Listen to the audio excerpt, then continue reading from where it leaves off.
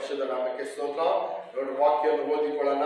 ಅಲ್ಲಿ ಈ ವರ್ಷದಲ್ಲಿ ದೇವರ ಸಭೆಗೆ ನಮಗೆ ಕೊಡಲ್ಪಟ್ಟಂತ ವಾಗ್ದಾನ ವಾಕ್ಯ ಯೆರೆಮೀಯ 29ನೇ ಅಧಿಕಾರ, ಯೆರೆಮೀಯ 29ನೇ ಅಧಿಕಾರ 13-14 ವಾಕ್ಯಗಳು.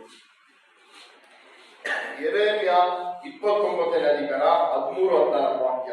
ಯಾರಾದರೂ ಒಬ್ಬರು ಶಬ್ದ ಓದ್ರಿ.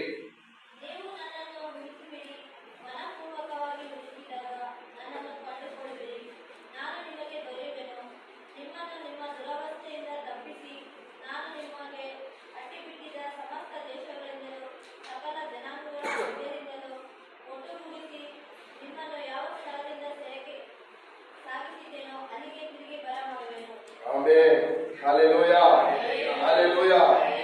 ದೇವರು ಕೊಟ್ಟ ವಾಗ್ದಾನ ವಾಕ್ಯ ಚೆನ್ನಾಗಿದ್ಯಾ? ಹಾಲೆಲೂಯಾ. ಅರ್ಥ ಆಯ್ತಾ? ಚೆನ್ನಾಗಿದ್ಯಾ? ಹಾಲೆಲೂಯಾ. ನೋಡಿ, ಹಾಲೆಲೂಯಾ. ಕೆಲವು ದಿನಗಳು ಉಪವಾಸ ಪ್ರೇಯರ್ ಕುತ್ಕೊಂಡಾಗ ಹಾಲೆಲೂಯಾ ದೇವರ ವಾಕ್ಯವನ್ನು ಧ್ಯಾನಿಸಲು ಈ ವಾಕ್ಯದ ಮೂಲಕ ಮಾತನಾಡೋದಕ್ಕೆ ದೇವರಿಗೆ ಸಹಾಯ ಮಾಡ್ತಿದ್ದಾರೆ.